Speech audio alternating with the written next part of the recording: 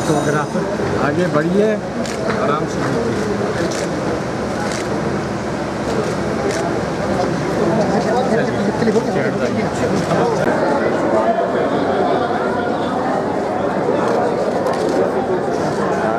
हम लोग थे लेकिन उसको ध्यान नहीं दिया।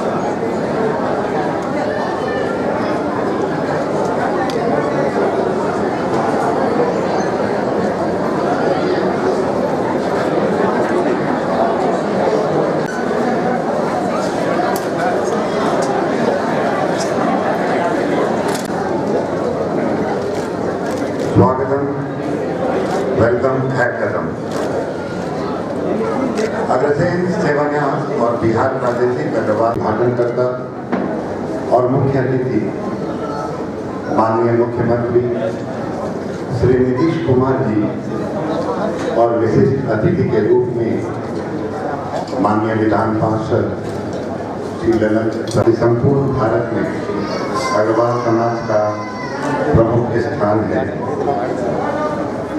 हमारे समाज ने श्री अग्रसेन जी महाराज के सम्मान में कई धर्मशाला, पाठशाला, अस्पताल, स्कूल, कॉलेज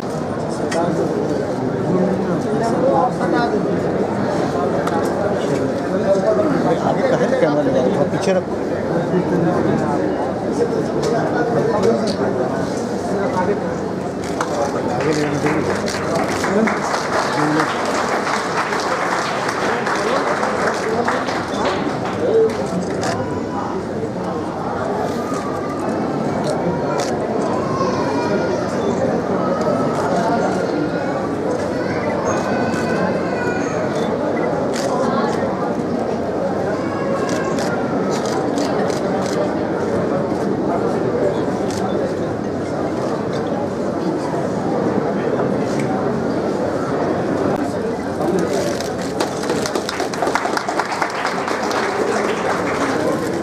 इस अग्रसेन जयंती कार्यक्रम के संयोजक श्री अमरीश सिंह, उन्होंने सामाजिक कार्यों में जो योगदान दिया है वह अतुलनीय है। मैं श्री आपके भवन में आप लोगों का हार्दिक स्वागत है। माननीय श्री नीतीश कुमार जी मुख्यमंत्री बिहार मंत्री जी को समाज की ओर से न्योता गया है, सहर्ष स्वीकारा है इन्होंने। इनका आशीर्वाद हमें मिला है और इनका स्नेह मिला है।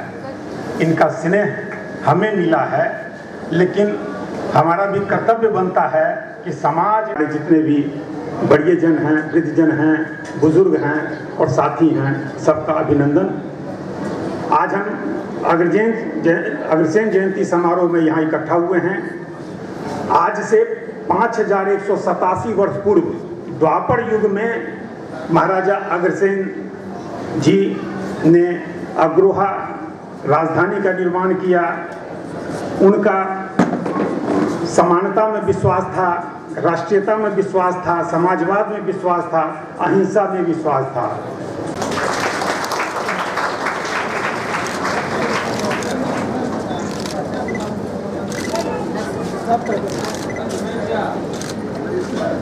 श्रद्धा पूर्वक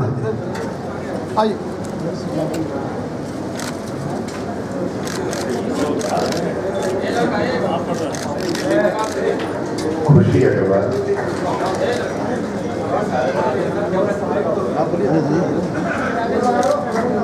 वेंदी अग्रवाल, अंशुमान मस्करा। दोस्तों तालियां तो बजनी चाहिए ना। अमित कपूर,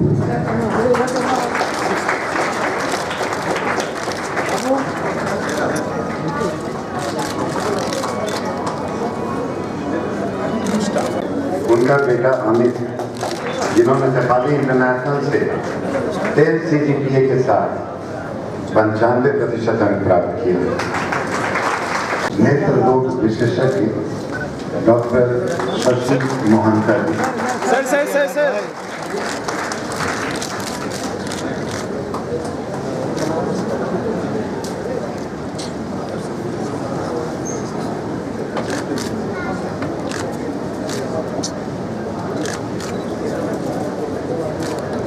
तीसरा नाम डायबिटीज स्पेशलिस्ट मधुमेह रोग विशेषज्ञ डॉक्टर सुभाष कुमार। सुभाष इधर देखिए, सुभाष इधर देखिए।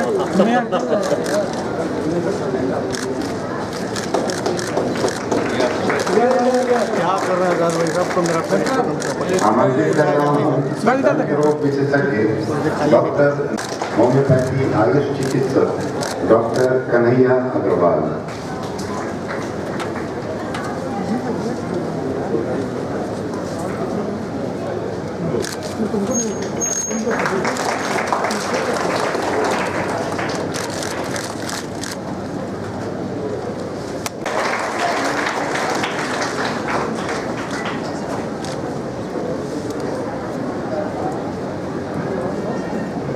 हमारे आज के उद्घाटनकर्ता और मुख्य अतिथि विशेष विकास सम्मान के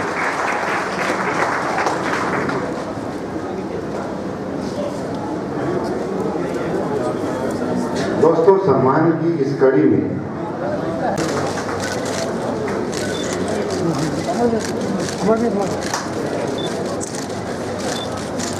दोस्तों हमारे आज इसके प्राप्त धनराशि का उपयोग ये लड़कियों की स्कूली शिक्षा में मैडम पीछे उपयोग करती हैं। अरे बाबा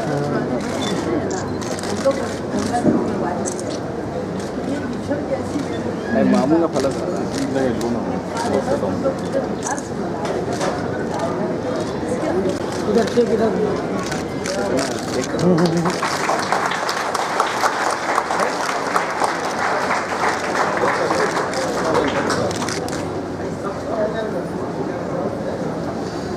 और दोस्तों अब बारी है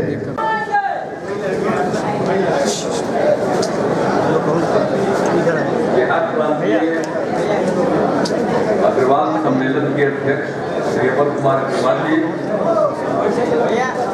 अग्रसेन सेवा न्यास के अध्यक्ष श्री डी.के. अग्रवाल जी, बिहार विधान परिषद के माननीय सदस्य श्री ललन सराफ जी, बिहार विधानसभा के माननीय सदस्य श्री संजीव चौरसिया जी, अग्रसेन जयंती महोत्सव के संयोजक श्री अनिल सिंघानिया जी, मंच संचालक डॉक्टर सुशील पोद्दार जी, बिहार राज्य खाद्यान्न व्यवसायी संघ के महामंत्री श्री बलराम प्रसाद जी, यहाँ उपस्थित श्री कमल रूपानी जी, अनिल साहू जी, श्रीमती दया अग्रवाल जी, श्रीमती नीना मोदानी जी, श्रीमती अनिता कृष्ण जी, डॉक्टर अजय आलोक जी, छोटू सिंह जी,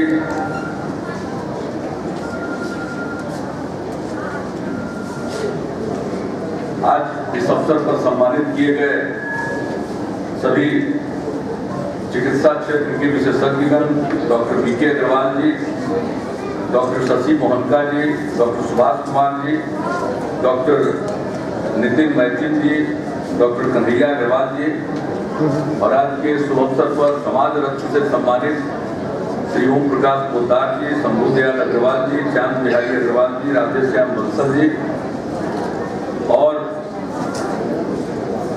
10वीं और 12वीं बोर्ड में बेहतरीन प्रदर्शन करने वाले छात्र छात्राएं और उनके अभिभावकगण, विशिष्ट अतिथिगण, प्रिंट एवं इलेक्ट्रॉनिक मीडिया के यहाँ उपस्थित प्रतिनिधिगण, देवियों सज्जनों एवं प्यारे बच्चों, मैं अगर अमर अग्रवाल जी को और बी.के. अग्रवाल जी को सबसे पहले बधाई देता हूं कि उन्होंने अग्रसेन जयंती महोत्सव के अवसर पर मुझे भी निमंत्रित किया। पूर्व में भी आपके कार्यक्रमों में आने का अवसर प्राप्त हुआ है और आज भी आपके बीच इस कार्यक्रम में उपस्थित होने का अवसर मिला, इस कार्यक्रम में शरीक होने का अवसर मिला। इसके लिए मुझे बेहद खुशी है।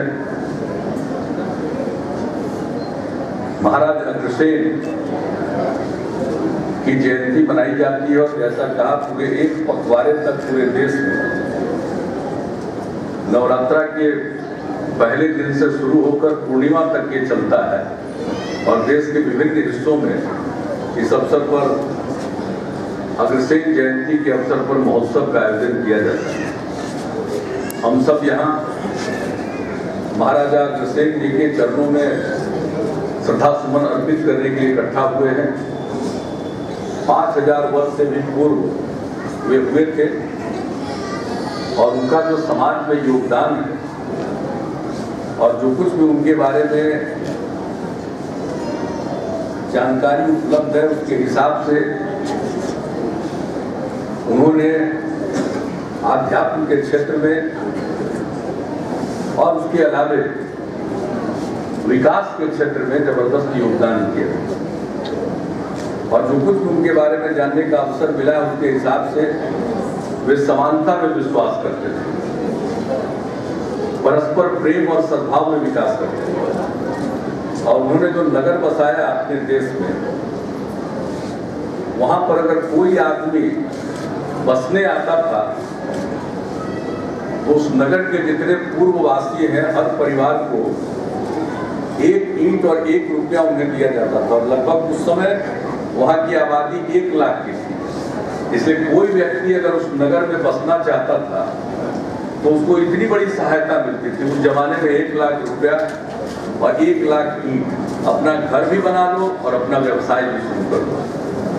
ये अद्भुत बात और सबको सहयोग करना, नए लोगों को आगे बढ़ाना और ये आपसी भाईचारा और एक दूसरे के सहयोग का ये जबरदस्त उदाहरण।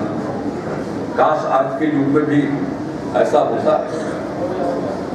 तो महाराजा अग्रसेन की जयंती के अवसर पर सब उनके काम को याद करने के लिए और उनका जो योगदान है समाज में, समाज को आगे बढ़ाने में जो उन्होंने बहुत बड़ी भूमिका निभाई है, उसके लिए सब यहाँ एकत्रित होते हैं आज के अवसर पर। तो मैं इस अवसर पर आप सबको अपनी शुभकामनाएं देता हूँ और बिहार में दिनानुदिन व्यवसाय बढ़ रहा है और ये व्यवसाय और आगे बढ़े, इसमें कोई दो राय नहीं हो सकती। व्यवसाय करते हुए जो काम इस संस्था के द्वारा किया जा रहा है कि लोगों को निःशुल्क चिकित्सा सुविधा उपलब्ध कराई जाती है, समाज के विभिन्न क्षेत्रों में लोग काम कर रहे हैं और समाज का विकास बगैर शिक्षा के संभव नहीं। इसलिए जो बच्चे अच्छा करते हैं पढ़ने में उनको सम्मानित किया जाता है, ये बहुत बड़ी बात है। हमने शुरू किया जब हमने देखा कि भाई यहाँ मैट्रिक पास करने में कई समाज के कई तबकों में मैंने देखा कि मैट्रिक फर्स्ट डिवीजन से पास करने वालों की संख्या कम है। तो हमने उसको बढ़ाने के लिए मैट्रिक जो फर्स्ट डिवीजन से पास करे उसको सरकार की तरफ से 10,000 रुपये का प्रोत्साहन राशि प्रदान करना शुरू और उसका परिणाम हुआ कि इतनी अभिरुचि बढ़ी बच्चों में, खासकर लड़कियों में, कि आज फर्स्ट डिवीजन से पास करने वाले लड़कियों की संख्या ज्यादा है। तो उसी प्रकार से इस संस्था के द्वारा आप सम्मानित करते हैं उन छात्र छात्राओं को जो बेहतरीन प्रदर्शन करते हैं, जिसके लिए आप बधाई के पात्र हैं। पिछली बार भी आने का मौका मिला तो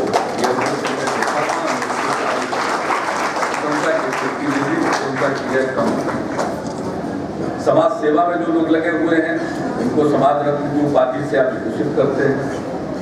जो चिकित्सक, नामी गिरामी चिकित्सक लोग, इनके यहाँ लाइन लगा करके समय लेने में लोगों को व्यवधान होता है, भारी झंझट होता है और वैसे चिकित्सक यहाँ आकर निःशुल्क चिकित्सा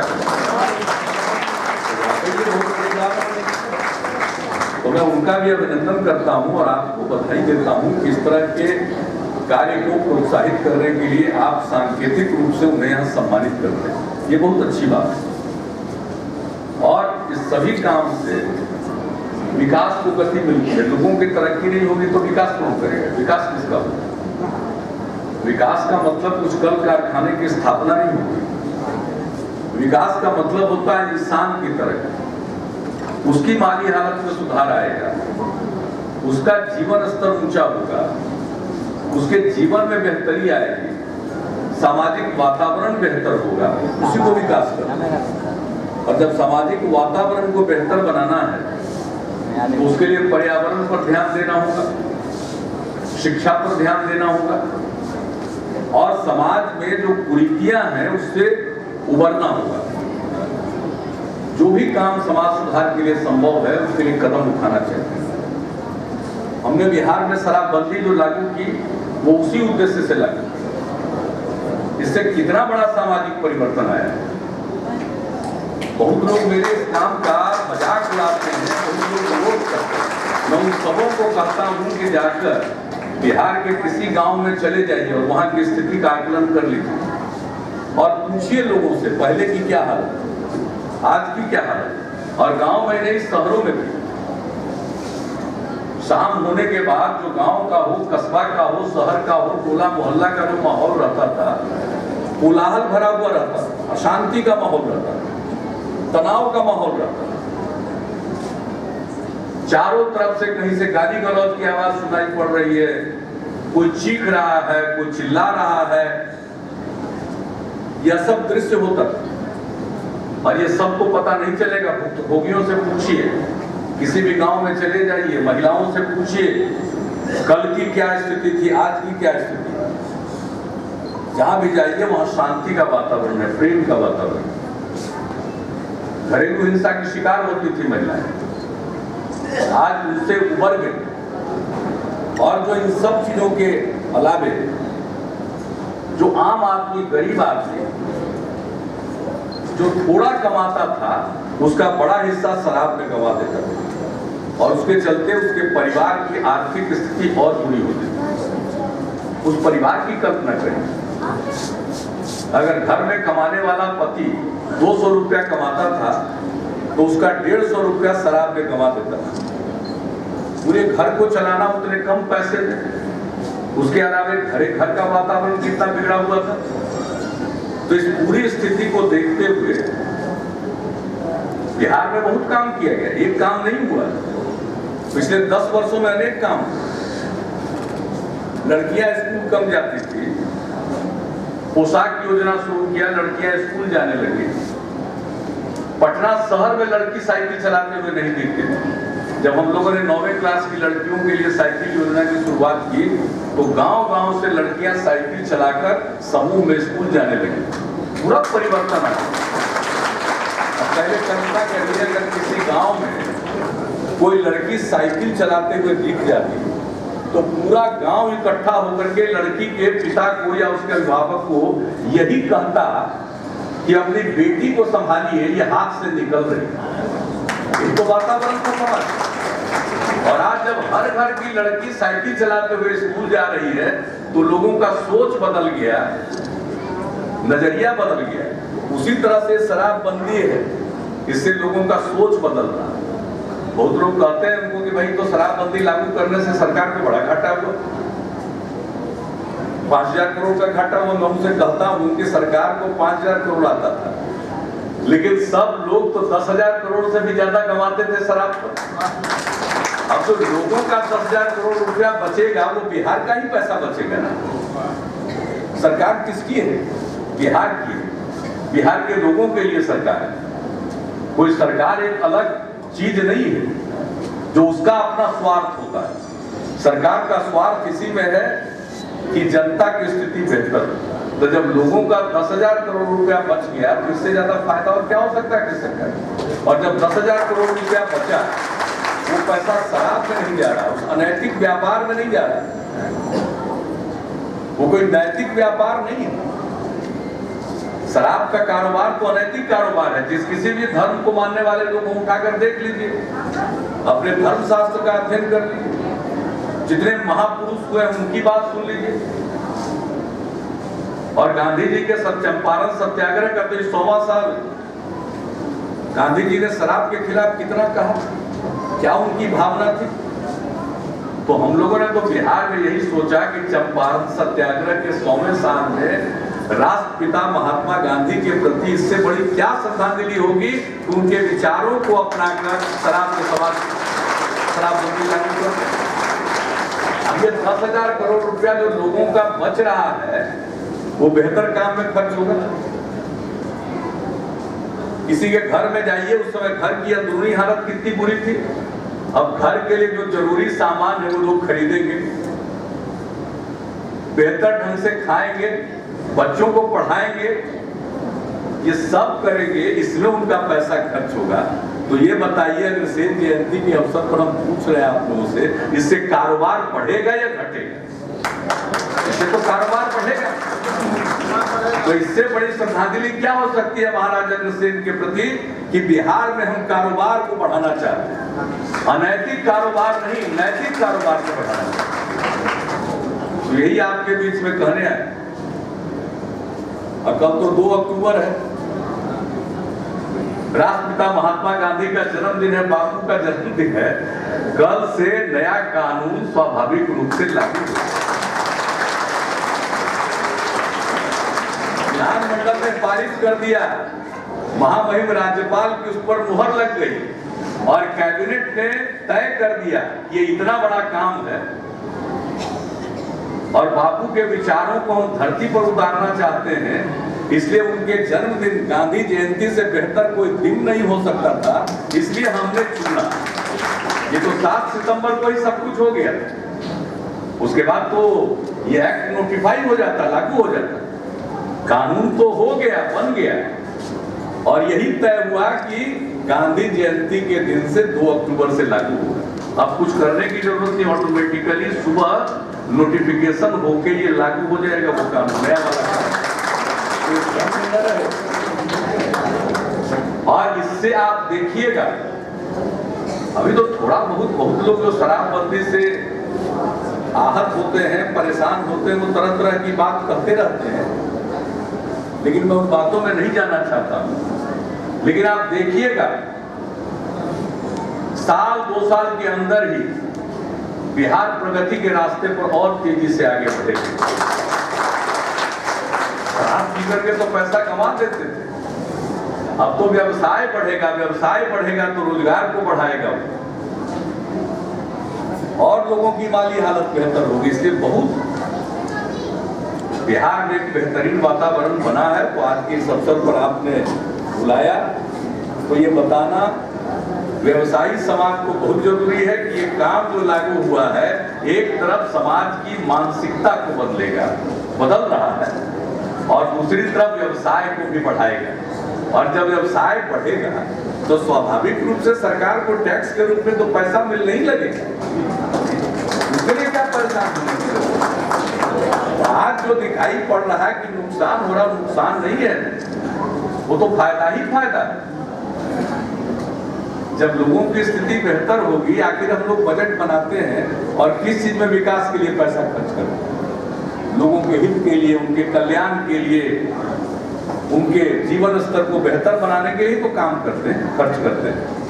अब इस एक काम से आप लोगों के पास इतनी बचत होगी और इतनी राशि होगी कि जो अनेक सरकारी कार्यों से हम हासिल कार्यक्रमों से नहीं कर सकते हैं, वो अपने आप लोगों के जीवन में उपलब्ध हो जाएगा और वो हासिल हो जाएगा। इसलिए बहुत बड़ी बात। और यह एक सामाजिक अभियान, तो यहाँ पर मुझे मालूम है कि यहाँ का जो महिला समाज है वो बहुत सक्रिय है। मंच पर भी लोग बता रहे हैं, अभी भी बता रहे हैं, कोई मामूली बात नहीं है कि पुराने कपड़े जिसको आप नदी में प्रवाहित कर देते हैं, उन कपड़ों को इकट्ठा करके उसको सिलकर और सुंदर रूप देखते हैं और इस काम में आप लोगों को लगाते हैं। कितने लोगों को रोजगार मिलता है? बहुत लोगों को रोजगार मिलता है और वो लोगों को उपलब्ध कराते हैं। तो मामूली बात नहीं, तो पर्यावरण का भी ख्याल रखते हैं। ये नदी में जो पुराना वस्त्र फेंकते थे तो पर्यावरण को बिगाड़ रहा है, नदी के प्रवाह को घटा रहा है, नदी में गाद को ज्यादा कर रहा है। तो इसके लिए मैं अभिनंदन करता हूँ। और इसके आप जब इतना बेहतरीन ढंग से महिलाएं काम कर रही है समाज की, तो मैं उनसे यही निवेदन करूंगा कि जरा मुखर होइए शराबबंदी के पक्ष में। मुखर होना बहुत जरूरी है। आपको लगता है कि शराबबंदी ठीक है, तो आप अपनी मीटिंग के जरिए प्रस्ताव पारित करके इस बात को कहिए और घूम घूम करके लोगों को समझाइए कि ये बहुत बड़ी चीज। अच्छा, किसी की आदत हो जाती है तो शुरू में तो बड़ा कठिन है आदत को छोड़ना, लत को छोड़ना, लेकिन धीरे धीरे जानते हैं, शुरू में जब शराबबंदी लागू हुई तो गांव देहात में भी पीने वाला सब मेरे खिलाफ होता था, लेकिन कुछ महीना बीतते ही वो सब प्रसन्न है, बड़ा अच्छा होता, कम से कम मेरे परिवार की स्थिति बेहतर हो गई, मेरे बच्चों का भविष्य बेहतर हो गया, उज्जवल हो गया। तो ये साधारण बात से ये बहुत बड़ी बात है। इसलिए खास करके महिलाओं से मैं अपील करूंगा कि इस चीज को अपनाइए। और मैं जानता हूं कि आपके पुरुष लोग भी आपके साथ हैं, ऐसा नहीं है कि पुरुष लोग आपके साथ नहीं है, वे लोग भी साथ। अपवाद हो सकता है, अपवाद कहाँ नहीं होता है, अपवाद हो सकता है, कुछ अपवाद को छोड़ दीजिए तो सब लोग शराबबंदी के और पक्ष में है, नशा के खिलाफ है, सब चाहते हैं कि नशा मुक्त समाज बने। तो हम लोग का यही लक्ष्य है, समाज में प्रेम का, सद्भाव का, भाईचारे का वातावरण। और अब नवरात्रा की आज से शुरुआत हो गई, विजयादशमी दशहरा है 11 अप्रैल को, इसके तुरंत बाद मुहर्रम का है। कई तरह के पर्व त्योहार हमारे इसके साथ आ रहे हैं, इसमें एक दूसरे का सम्मान करना चाहिए। सभी धर्म के मानने वाले लोगों को एक दूसरे का सम्मान करना चाहिए। और जब क्योंकि हमारा समाज विविधताओं से भरा हुआ है, सभी धर्म मजहब के लोग हैं, अलग अलग बोली है, अलग अलग भाषा है, पहनावा अलग किस्म का है, लेकिन इस विविधता में ही जो एकता है वही हमारे भारत की पूंजी है और वही हमारी ताकत है। इसके आपस में प्रेम का, एक दूसरे के प्रति सम्मान का, और जो समाज में अभी एक तो बच्चों के उत्थान के लिए काम करना है, महिलाओं को बराबरी का अधिकार मिलना चाहिए, लेकिन अब हमारे डॉक्टर साहब लोग बैठे हुए, चिकित्सकों ने, और जो स्वास्थ्य सेवाओं में सुधार हुआ और जो जागृति आई है स्वास्थ्य के प्रति, उसके चलते अब लोगों की आयु बढ़ती जा रही है। तो अब ज्यादा आयु के बहुत लोग हो रहे हैं, तो अब वृद्धजन भी हैं, उनको भी अकेलापन का एहसास न हो, यह समाज का दायित्व। इसलिए घर के जो भी बुजुर्ग हैं उनका सम्मान तो करना ही है। अगर मान लीजिए कि कोई वृद्धजन अकेले, तो वैसे लोगों का ख्याल अड़ोस पड़ोस के लोगों को करना चाहिए। और मैं समझता हूँ ये जो अग्रवाल समाज है, जिनका विश्वास महाराजा अग्रसेन जी में है, मैं समझता हूँ उनके अंदर ये सब अच्छी भावनाएं हैं। तो मैं तो यही कहूँगा कि समाज के वृद्धजनों का भी सम्मान करना चाहिए। और आप जब इतना बड़ा बड़ा काम कर रहे हैं, अमर अग्रवाल जी, और ये आप अपने अग्रवाल सम्मेलन के जरिए और अग्रसेन सेवा न्यास के जरिए पीके अग्रवाल साहब कर रहे हैं, ये सब आप लोग कर रहे हैं, तो मैं आपसे यही प्रार्थना करूँगा कि शादी विवाह के लिए सब करने जा रहे हैं, बहुत अच्छा करने जा रहे हैं, लेकिन आपको मेरा एक विनम्र सुझाव होगा कि वृद्ध जनों की सेवा के लिए भी कोई न कोई आप जरूर कोई कार्यक्रम बना लीजिए और कोई उसके लिए भी एक विशिष्ट रूप से काम कीजिए, ताकि उसकी पहचान हो और उसका प्रभाव समाज के विभिन्न तत्वों पर पड़े, कि सबके मन में जागृति आए कि हम सब का दायित्व है कि हम अपने सीनियर सिटीजन्स का ख्याल रखें, अपने बुजुर्गों का ख्याल रखें। धीरे धीरे कार्यक्रम नहीं है। जब हम लोग बच्चे थे तो 65-70 वर्ष लोग मानते थे, आजकल 80-85 साल में भी कोई चला जाता है तो लोगों का आश्चर्य होता है कि जल्दी ही चले गए। अब मतलब समझिए 85-90, अंग्रेज तो 67 हो गया, तो अब 85-90 की आयु वाले बहुत लोग हो गए। वो दिन दूर नहीं है कि 100 वर्ष की आयु वाले लोग आपको समाज में दिखेंगे। और अभी क्या हुआ, जापान में 100 साल से अधिक आयु वाले लाखों लोग हो गए, अमेरिका में लाखों लोग हो गए, उसी तरह से भारत में भी होंगे। इसलिए आप सब की रुचि अपने व्यवसाय के साथ साथ समाज सेवा में भी है। इसलिए हम आप सब से यही एक विनम्र सुझाव देना चाहेंगे कि वृद्धजनों की सेवा का भी एक जरूर कोई न कोई इसमें आप अपने कार्यक्रम के रूप में उसको अंगीकार करिएगा, तो बहुत आशीर्वाद मिलेगा। अगर वृद्धजनों का आशीर्वाद मिलता है बड़ा फलीभूत होता है। इसलिए इन्हीं शब्दों के साथ आप सबका ये आयोजन उसी शानदार है, इसके लिए मैं आप सबको बधाई देता हूँ और मैं पुनः महाराजा के प्रति अपनी श्रद्धा निवेदित करते हुए अपनी बात को भी समाप्त करता हूँ।